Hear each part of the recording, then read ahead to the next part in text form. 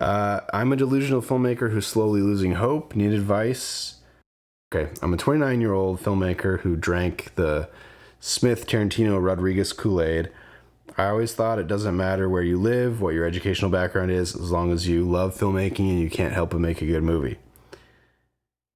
Yeah, I feel like you have to have that point of view to do something like try filmmaking or move to Los Angeles or move to New York. You have to have that level of delusion, because otherwise you wouldn't do it. It's one of those cliches. If you knew what you would have to sacrifice and give up to do it, you wouldn't bother.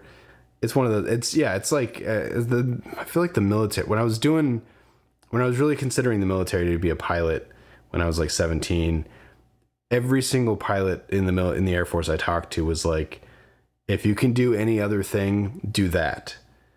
And it's one of those things. It's one of those things. All my projects, shorts that I have done were self-produced by me working on a dead-end 9 to 5, been there. I wrote, directed, and edited them, been there.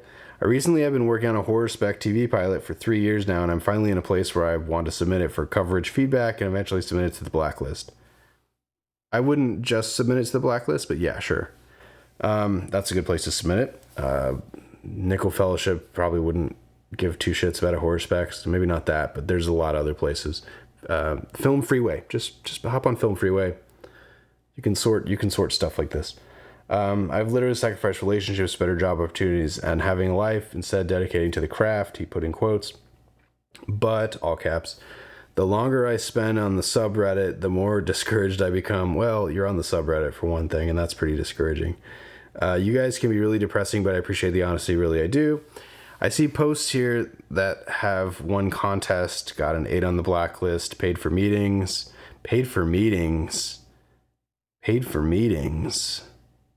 Posts here of people who have paid for meetings. I'm gonna move past that. I don't know. One guy spent $4,000 on coverage feedback. Don't ever do that.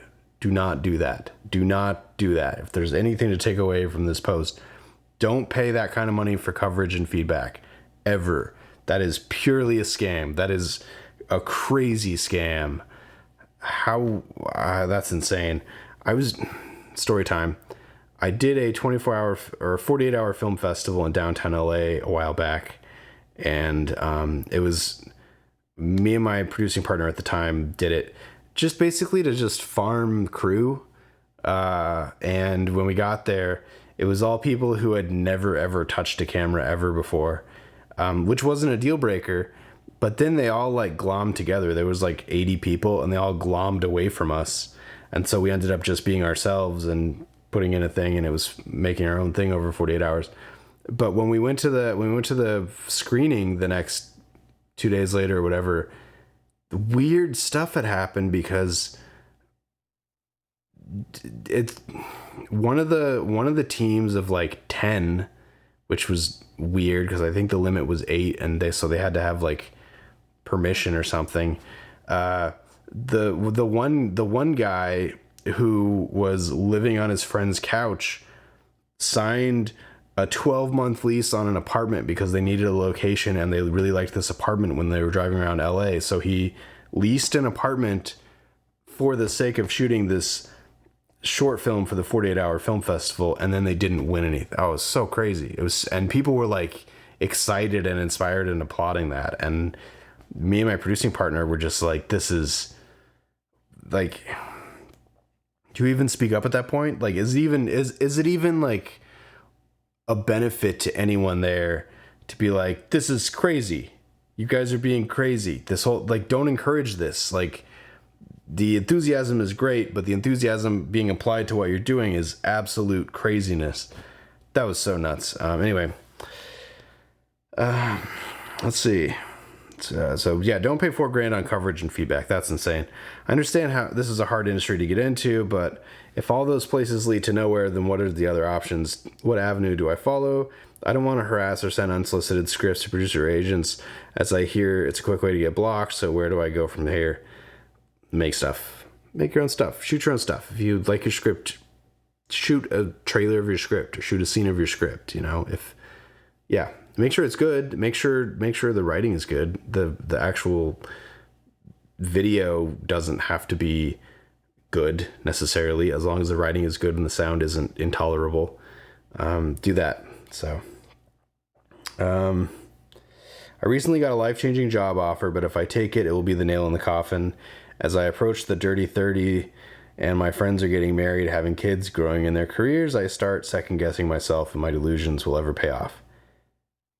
Yeah. Very in touch with those feelings. Especially if you come from not the coasts. I grew up in a small town outside of a city, but I grew up in a small Midwest town. I'd say half, 2/3 of my high school got married and had kids before 23 or 25. But even if you go back further beyond that, I'd say half-ish, maybe a little bit more than half, went straight to college. A lot of them didn't. My best friend was an EMT the whole time I was in college. He was volunteering and applying to firehouses and just grinding out trying to get into a firehouse as a paid position. He was an EMT. He was an ambulance guy. Yeah. So to see, yeah. And even now, like I'm 36. I'm 36 now as of November. Shit. Yeah, I did my 20s in LA, and yeah, every time I went back home for Christmas, somebody else was married and had a baby. It's just what it is.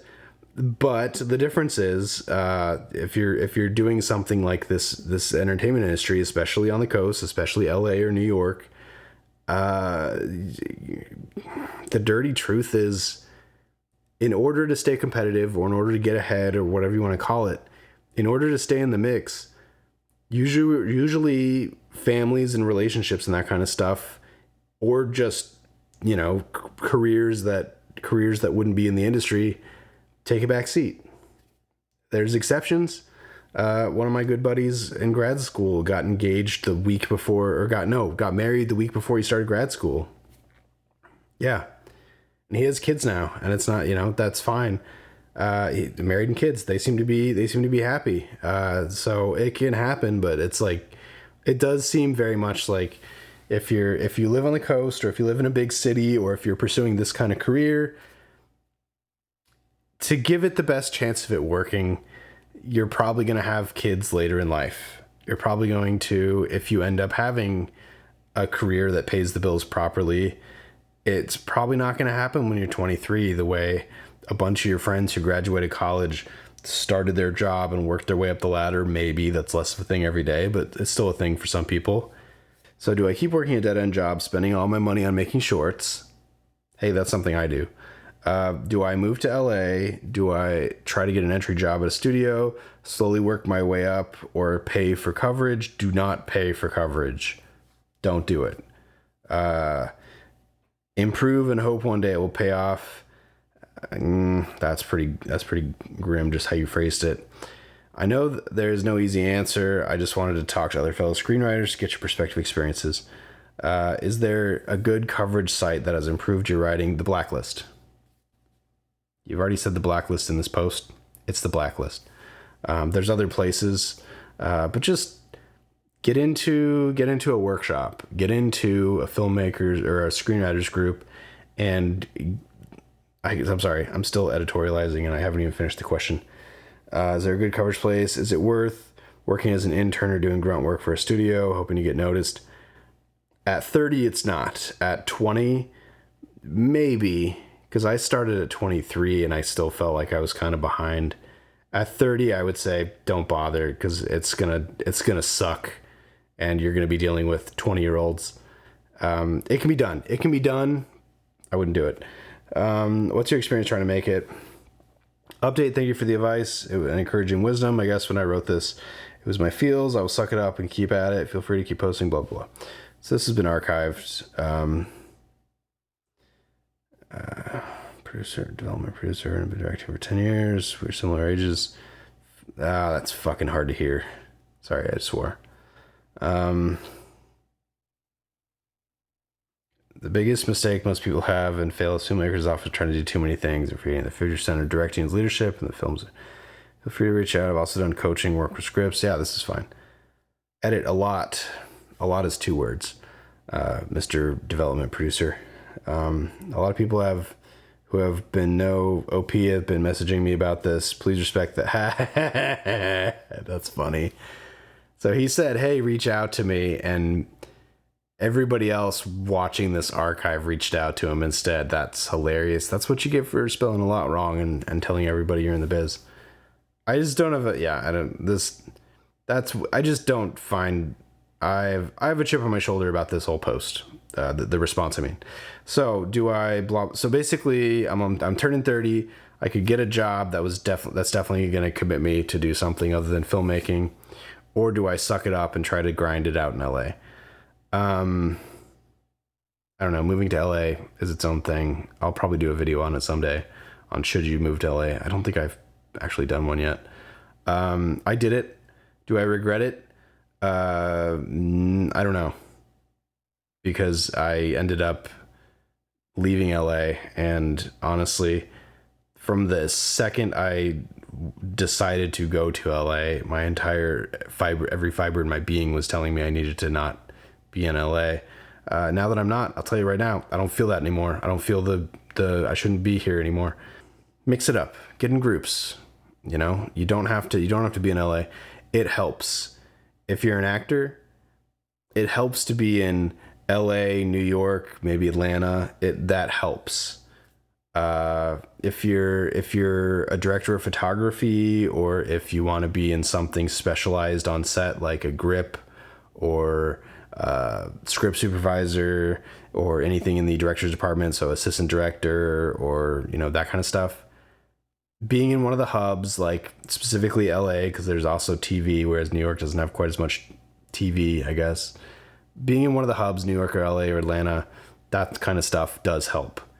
It's not exclusive. If you want to be a director of photography, you're probably better off not going to LA, because there's so many directors of photography. You will not be able to outcompete the established ones that are already there, that already have all the equipment that a director of photography kind of needs, like cameras.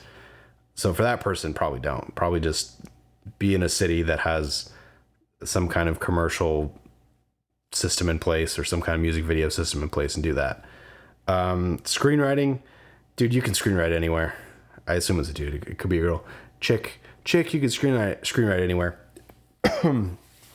Get into workshops and read other people, and have other people read you, and figure out that side of it.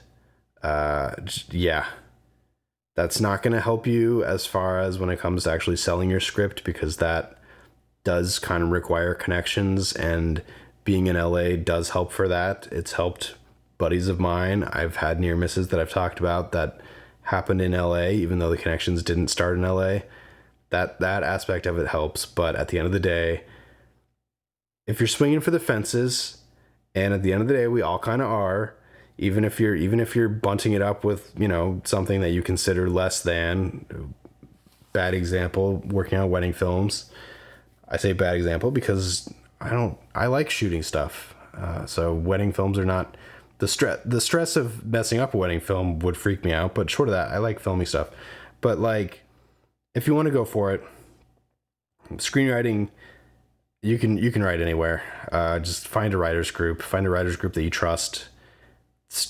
Find a way to start making connections with producers and development executives, that kind of stuff. And most of them are in LA, but it's not exclusively necessary. If you can get your script noticed on the Blacklist or on Nickel or any of the major, competitions that are out there that are legit, you're gonna have to do research to find which ones are legit. If the writing is there, you will get noticed. I guarantee it. It might not be immediately, and it probably will not sell, because you're competing with pros who are selling stuff, and that's just not how it works. But you will get it will move you forward. When that becomes a profitable endeavor that can be your career, I don't know. I'm still figuring that out myself. It's taken a very long time for me, and I don't see that changing anytime soon. So I don't know. Is anyone else just kind of done with the industry? Discussion. 4 months ago. It's got some upvotes, right?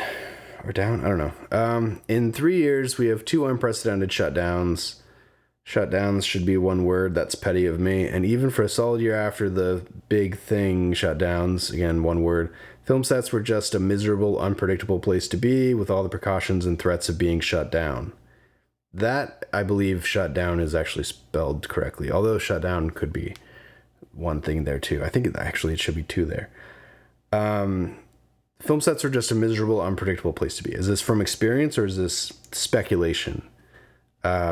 Because I worked a major studio show with all the precautions in place, and there was a learning curve. There were some rough edges at the beginning, but a few weeks in, we all had it down to a science.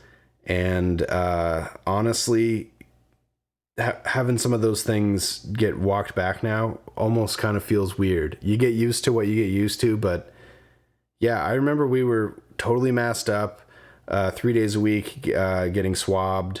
And every time there was a close call, either the set got shut down or whoever had to stay home. And it works. You could make it work. Again, money helps. I was on a studio show, so that helps. But yeah, but I've also worked on little tiny stuff during that same period, and it was a different kind of, protect yourself kind of situation, but you got to protect yourself. Anyway, unpredictable place. Plus, I was talking with someone. We were both like, we don't want to max out our credit cards to make a feature, and there are other things we want to do in life. Yeah, that's always the trick. That's always the struggle. Also, the max out the credit cards thing, that's very much like a 90s, early 2000s thing. I wouldn't want to max out. I wouldn't want to take out a bunch of credit cards and max them out just to make a feature anymore, just because I can't see paying that back, especially with credit card rates being what they are. Like once you're maxing all of them out, that seems like that's how you ruin your life. Anyway, and this is speaking from somebody who has crazy student debt right now. And had a ton of credit card debt for a while, who has fixed that. I don't know. I dreamt of working in the industry since I was a child, but yeah, I feel like it's kind of time to turn my back on it and find something new. Just wondering if anybody else is sort of walking away from it. Like, what were you specifically interested in?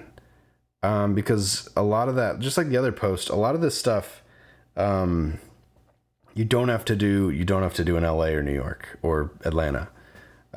If you want to be a director of photography, any city that has, I don't even know what would be any city that has a mayor's office, you could probably work as a director of photography. That's too small. Any city that has 2 McDonald's or more, you could probably work as a director of photography somehow. But other stuff too, I don't know. It depends. I have a handful of friends who are producers at various levels who have called it quits in the last 6 months. If you stop loving it, stop doing it. Yeah, especially reality shows. I worked in reality for a while, and some of those situations can get really grim. I had a manager buddy calling it getting stuck in the, how did he say it? It wasn't getting stuck in the ghetto. It was getting, you're stuck in the dirge. Maybe he said the dirges. You're stuck in the dirges.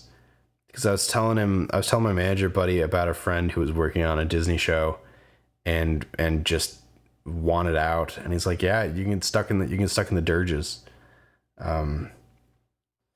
Yeah. So ton of replies on this. Done, out. I'm up for small projects or commercials, but I really doubt I'll commit myself to a season of TV or feature again. Yeah. I mean,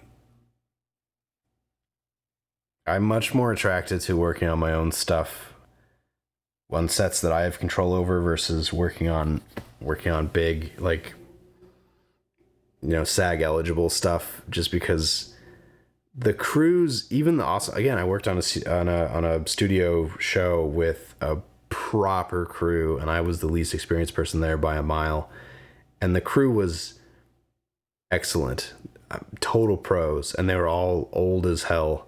But the hours are just crazy, and you're seeing these guys in their 40s and 50s and 60s, and they're doing crazy hours, and they're just doing it because that's the job.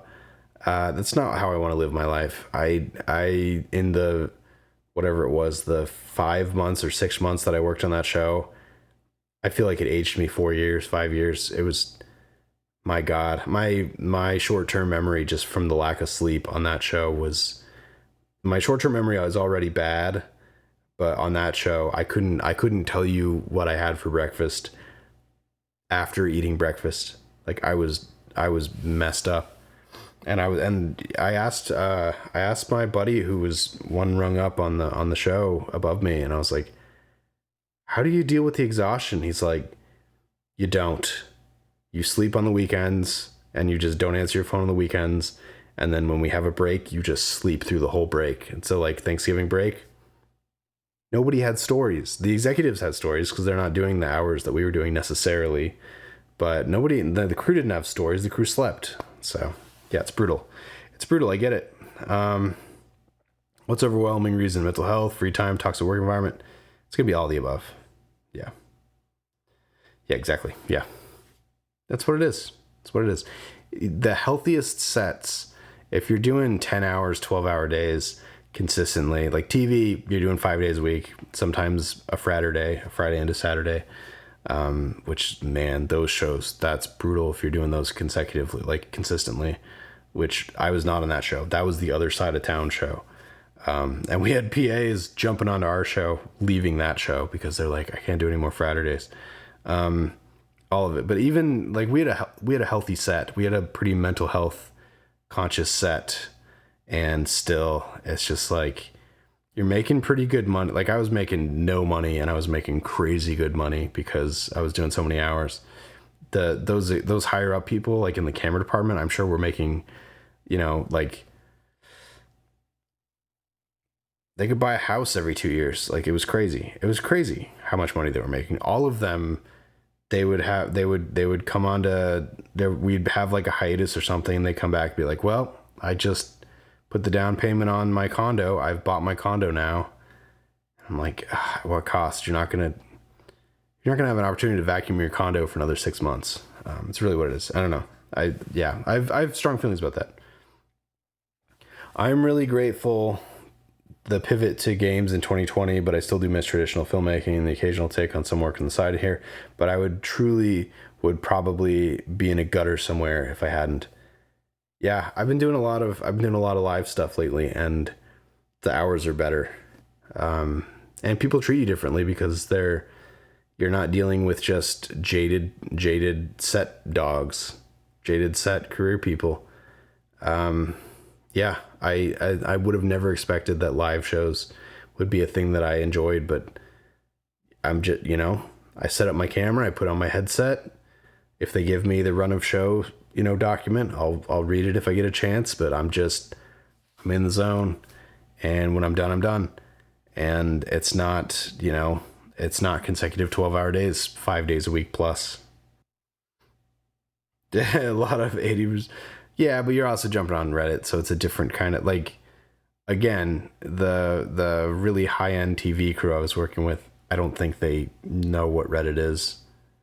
I'm not sure a lot of them have smartphones at this point. Corporate videos animation, that's scary in a different way. Yeah. I don't know. As far as being a freelancer for me this last year, it was just, I was doing a lot of like film adjacent stuff, and I would do it because I know how to do it, mostly like corporate audio video stuff. I know how to do it enough. I know how to unload and load a truck. That was really the big thing. And then occasionally they would throw me a camera op job, and I would greedily take it because it's fun and I enjoy it and it pays a lot better. That's kind of what was working for me this year. Moving on. That's what it is. What did we learn? What did we learn? What did we learn? I don't know. Like, share, subscribe.